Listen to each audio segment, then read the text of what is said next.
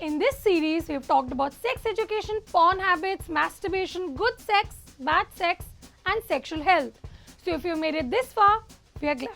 And if you're just joining us, then this is a good place to start because what we are going to talk about now is consent and female sexual pleasure.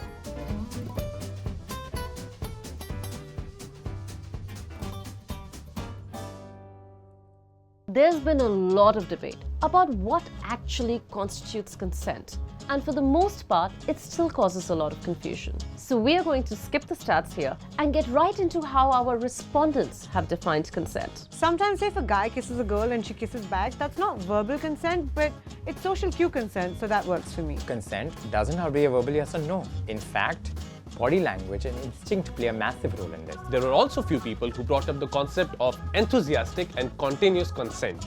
Just because a kiss is fine, it shouldn't be assumed that it means more. A lot of women did mention that while their first time was consensual and with a partner that they chose, they were unsure if they were completely ready and admitted to feeling slightly pressured. In fact, 1 in 8 people said that the first time they had sex, it was without their consent. From going on a date to kissing and eventually having sex, consent is rooted in every step of exploring an intimate relationship. And it's clear from a survey that the term has baffled a lot of people inside and outside the bedroom. But even more baffling is the concept of female sexual pleasure. We are collectively so disinterested and unaware that we've probably had more conversations about deep pee than about female sexual pleasure. We've said this before, but the bar for female sexual pleasure is extremely low.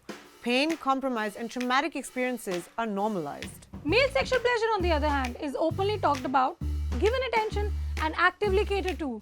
I mean, we are glad men are getting what they want, but can women also get some? Look, it is 2019 and we have got to acknowledge sex and the conversations around it. Sex is so much more than the act. It involves respect and vulnerability and honesty.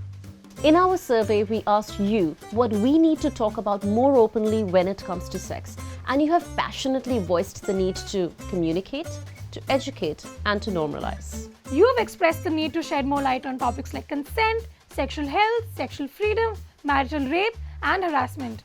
These are all the conversations that we need to be having, and we hope this is the first of many to come. Thank you to all our respondents for your honest and insightful answers, and to you for sticking with us for 5 whole videos. Don't forget to like, share, subscribe, and please comment if there's something you would like us to talk about. Till next time, that's what Sri said.